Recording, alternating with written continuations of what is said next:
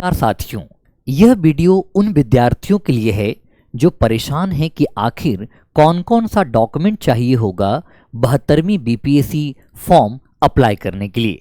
तो आज की वीडियो में हम उन सभी बातों पर चर्चा करेंगे ताकि आपको यह जानकारी हो सके कि कौन कौन सा डॉक्यूमेंट आपके पास है तो आप फॉर्म अप्लाई कर सकते हैं। साथियों, बीपीएससी के लिए जो बेसिक क्वालिफिकेशन होना चाहिए वो ग्रेजुएशन होना चाहिए। अगर आप ग्रेजुएट हैं या तो ग्रेजुएशन के इक्विवेलेंट आपने डिग्री ले रखी है तो आप बीपीएससी परीक्षा के लिए योग्य हैं। ये पहली क्वालिफिकेशन है, यानी आपकी जो एजुकेशनल क्वालिफिकेशन है वो ग्रेजुएशन होना चाहिए या इक्विवेलेंट होना चाहिए। मार्कशीट और सर्टिफिकेट, देखो आप में से बहुत सारे विद्यार्थियों का अभी डिग्री सर्टिफिकेट नहीं आया है, लेकिन आपके पास प्रोविजनल सर्टिफिकेट अवेलेबल है, आपके पास मार्कशीट अवेलेबल है, तो आप बीपीएससी का फॉर्म आराम से अप्लाई कर सकते हो। जब फाइनल डॉक्यूमेंट वेरिफिकेशन होगा तब तक आपका जो डिग्री सर्टिफिकेट है वो भी आ जाएगा। ठीक है। दूसरा, आपके पास एक प्रूफ ऑफ आइडेंटिटी चाहिए, यानी एक वैलिड फोटो आईडी कार्ड चाहिए जो Aadhaar card, passport, voter ID card या ड्राइविंग लाइसेंस कुछ भी हो सकता है। जरूरी नहीं है कि अगर आपके पास आधार कार्ड नहीं है, वैसे तो आज के डेट में लगभग लोगों के पास आधार कार्ड की उपलब्धता है, फिर भी अगर आपके पास आधार कार्ड नहीं है तो आप वोटर आईडी कार्ड, पासपोर्ट या ड्राइविंग लाइसेंस किसी भी आईडी को एक प्रूफ ऑफ आइडेंटिटी के तौर पर यूज कर सकते हो। दूसरा, आपके पास रिसेंट पासपोर्ट साइज फोटो चाहिए, बहुत पुराना फोटो नहीं, रिसेंट पासपोर्ट साइज फोटो चाहिए और ये फोटो आपको लाइव रिकॉर्ड किया जाएगा। तो सबसे अच्छी बात है कि आपको अलग से कोई फोटोग्राफ अपलोड करने की आवश्यकता नहीं है। जब आप फॉर्म फिल करते हो तो उसी समय आपको ऑनलाइन पोर्टल पर ही फोटो आपका क्लिक कर लिया जाएगा। आपको सिग्नेचर अपलोड करना होगा हिंदी में भी और इंग्लिश में भी। तो ये तो बेसिक है। आपके पास पहला क्या है, फर्स्ट मैंडेटरी क्या है, ग्रेजुएशन मार्कशीट होना चाहिए और आपके पास कंप्लीट ग्रेजुएशन की डिग्री होनी चाहिए। देखो यहां पे ध्यान देना, completed graduation from a recognised university, यानी उन विश्वविद्यालयों से आपके पास ग्रेजुएशन का सर्टिफिकेट होना चाहिए जो मान्यता प्राप्त है। ये यूनिवर्सिटी गवर्नमेंट हो सकती है या तो डीम्ड हो सकती है और या एनी रिकॉग्नाइज्ड यूनिवर्सिटी हो सकती है। एटलीस्ट आपके पास ग्रेजुएशन की मार्कशीट अवेलेबल होनी चाहिए, है ना। एटलीस्ट आपके पास अगर मार्कशीट अवेलेबल है तो आप अप्लाई कर सकते। लेकिन अगर आप फाइनल ईयर में हैं, अगर आप फाइनल ईयर में हैं, आप अपीयरिंग हैं, तो आप अप्लाई नहीं कर सकते हैं। ध्यान देना, मैंने क्या कहा, अगर आपका डिग्री सर्टिफिकेट नहीं आया है लेकिन आपके पास मार्कशीट है, आपके पास प्रोविजनल है और एटलीस्ट मार्कशीट है, तो आप बीपीएससी की परीक्षा के लिए आवेदन कर सकते हैं। परंतु अगर आपके पास आप फाइनल ईयर में हैं या अपीयरिंग हैं तो आप इस परीक्षा में अप्लाई नहीं कर सकते हैं। यानी आपके पास ग्रेजुएशन तो की डिग्री होनी ही चाहिए। दूसरा, इसके अलावा आपको कौन कौन सा डॉक्यूमेंट सबमिट करना होगा, आप 10th क्लास सर्टिफिकेट या मार्कशीट, क्योंकि ये आपका एज वेरिफिकेशन कर लेता है कि आपने 10th कब पास किया था, वहां से आपका एज कैलकुलेट कर लेता है। तो आपके क्या चाहिए, 10th और 12th। हालांकि 12th का तो वैसा रिक्वायरमेंट है नहीं, लेकिन ये भी आपके पास होनी चाहिए, आपको वहां पे फीड करना होगा। ग्रेजुएशन सर्टिफिकेट चाहिए, ग्रेजुएशन की मार्कशीट चाहिए और आपको अगर आरक्षण का लाभ उठाना है, क्योंकि आरक्षण केवल और केवल बिहार राज्य के निवासी हेतु उपलब्ध हैं। अगर आप बिहार के बाहर के राज्य के हैं, आप उत्तर प्रदेश, मध्य प्रदेश, झारखंड या भारत के किसी भी राज्य से हैं, तो आप बीपीएससी की परीक्षा हेतु आवेदन कर सकते हैं। परंतु बात याद रखनी है कि आप जनरल कैंडिडेट माने जाएंगे, अनरिजर्व्ड कैंडिडेट माने जाएंगे, यानी कि आपको आरक्षण का लाभ नहीं मिलेगा। अगर आप बिहार के निवासी हैं तभी केवल आप आरक्षण का लाभ ले सकते हैं। अगर आप बिहार के बाहर के निवासी हैं तब आप आरक्षण का लाभ नहीं ले पाएंगे।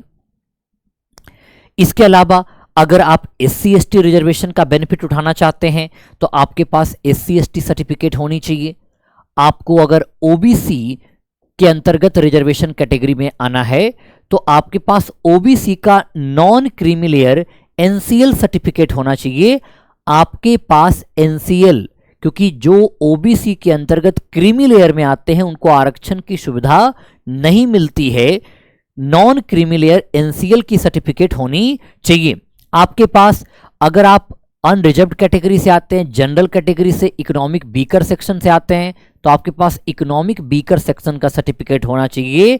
लेकिन ये सर्टिफिकेट जो है वो इनकी जो जारी करने की तिथि है वो 1 वर्ष पुराना नहीं होना चाहिए। अगर आप जिस समय फॉर्म भर रहे हैं तो वो सर्टिफिकेट 1 साल से पुराना सर्टिफिकेट आपके पास नहीं होना चाहिए। आपके पास अपडेटेड और विदिन अ ईयर का सर्टिफिकेट होना चाहिए, वही मान्य सर्टिफिकेट है। अगर नहीं है तो आप बनवा सकते हैं। और अगर आपको फिजिकल डिसेबिलिटी यानी कि दिव्यांगता के अंतर्गत आरक्षण प्राप्त करना है तो आपके पास PW की सर्टिफिकेट होनी चाहिए। ये तो आपको डॉक्यूमेंट जरूरी है इस फॉर्म को फिल करने के लिए।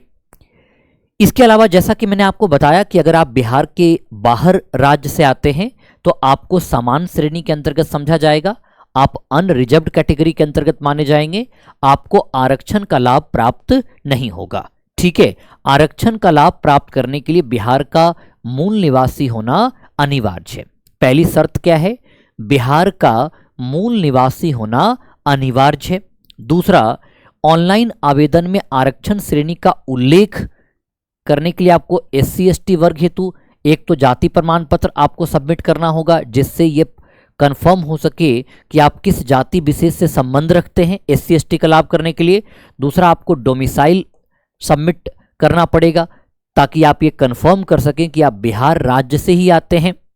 OBC के लिए कास्ट सर्टिफिकेट चाहिए, डोमिसाइल चाहिए और NCL भी चाहिए, क्योंकि OBC से तो आप ये कंफर्म कर दोगे लेकिन NCL में हो या फिर आप क्रीमी लेयर के अंतर्गत आते हो या आप NCL सर्टिफिकेट के अंतर्गत यहाँ पे प्रूफ कर सकते हो। अब बात कर लेते हैं मिनिमम एज क्राइटेरिया की। तो अगर हम मिनिमम एज क्राइटेरिया की बात करें तो जो जनरल एज है वो है 37 ईयर्स, यानी कि 37 वर्ष उम्र अवेलेबल है समान श्रेणी के मेल कैंडिडेट को। और अगर वही बात फीमेल कैंडिडेट की किया जाए तो 40 वर्ष उम्र होना चाहिए। फीमेल कैंडिडेट के लिए कितना? 40 वर्ष, 40 ईयर्स एज होना चाहिए। साथ ही साथ आप देखो कि अगर आप BC या OBC से आते हो, BC1 या BC2, तो आप मेल हो या फीमेल आप 40 साल तक फॉर्म अप्लाई कर सकते हो। और SC ST मेल या फीमेल हो तो 42 साल मिलेगा, यानी एज रिलैक्सेशन मिलता है अगर आप कैटेगरी से बिलोंग करते हैं। वैसे मिनिमम एज है 20 ईयर्स, हालांकि 20 ईयर्स के लिए कुछ ही पोस्ट अवेलेबल हैं, ज़्यादातर पोस्ट 21 और 22 से अवेलेबल हैं। और मैक्सिमम एज ओवरऑल 37 है, बट कैटेगरी वाइज आपको क्या मिल जाता है? एज रिलैक्सेशन की सुविधा मिल जाती है। तो ये भी इसके अंतर्गत बेनिफिट है। नंबर ऑफ अटेम्प्ट की बात करें तो एज सच UPSC की तरह BPSC में कोई नंबर ऑफ अटेम्प्ट पर रिस्ट्रिक्शन है नहीं, आप मल्टीपल टाइम पेपर में अप्लाई कर सकते हैं। हाँ, अगर आप गवर्नमेंट जॉब में हैं तो आपके पास रिस्ट्रिक्शंस हैं, यानी सरकारी कर्मचारी जो लगातार कम से कम 3 वर्षों से सेवा में हैं, कितने से? लगातार 3 वर्षों से सेवा में हैं, तो उनके प्रयासों की संख्या 3 होगी और ऊपरी आयु सीमा में आपको 5 वर्ष की छूट मिलेगी, लेकिन प्रयासों की संख्या कितनी होगी? केवल और केवल 3 प्रयास ही आपको प्राप्त होते हैं। विकलांग व्यक्ति को एज रिलैक्सेशन 10 ईयर्स की मिलती है। भूतपूर्व सैनिक जो 53 वर्ष से अधिक आयु के नहीं है, आयु सीमा में 3 वर्ष की छूट मिलती है। तो अलग अलग कैटेगरी वालों के लिए अलग अलग है, ध्यान रखिएगा। अगर आप गवर्नमेंट जॉब में हैं और पिछले 3 वर्षों से सरकारी सेवा में शामिल हैं तो आपके पास अटेम्प्ट टोटल 3 है। हालांकि आपको एज रिलैक्सेशन 5 ईयर्स का मिलेगा, लेकिन आपकी जो नंबर ऑफ अटेम्प्ट है वो 3 ही है, 3 से ज़्यादा आप नहीं दे सकते हो। ठीक है ना, ये ध्यान रखना। तो एप्लीकेशन जो फॉर्म है वो स्टार्ट हो चुकी है, 7 मई से ही फॉर्म भरा जा रहा है, 31 मई अंतिम तिथि है। तो आप अंतिम तिथि पूरा होने से पहले ही फॉर्म भर लें, ताकि अंत में ऐसा ना लगे कि आपको समय नहीं मिला या तो सर्वर काम नहीं कर रहा है। तमाम सारी बातें आपके सामने ना आए, इसलिए आप पहले ही फॉर्म भर लें। खास करके अगर आप गवर्नमेंट जॉब होल्डर हैं तो आपको कुछ ध्यान रखना है। आपको एक मैंडेटरी एनओसी चाहिए, मतलब नो ऑब्जेक्शन सर्टिफिकेट, एनओसी आपको सबमिट करना होगा। अगर आप करंट एम्प्लॉयर हैं तो ठीक है ना। डॉक्यूमेंट वेरिफिकेशन, पहली बात, कैंडिडेट जो एटलीस्ट 3 इयर्स से सरकार में सर्विस कर रहे हैं तो वो है ना, तो उनको अपर एज लिमिट रिलैक्सेशन मिलता है 5 साल का, और 3 साल तक की भी उनको अटेम्प्ट देने का मौका मिलता। तो ये बेसिक क्राइटेरिया जो है आपको ध्यान रखना है, ताकि आप कोई भी गलती इस एग्जाम में फॉर्म फिल करने में ना करें। ये आपके लिए गोल्डन अपॉर्चुनिटी है। पद अच्छे हैं और एसडीएम और डीएसपी जैसे भी पद अवेलेबल हैं, तो आप लगातार मेहनत करें, आप बेहतर करेंगे इस परीक्षा में। पीडब्ल्यू परिवार की ओर से आपको बहुत सारी शुभकामनाएं।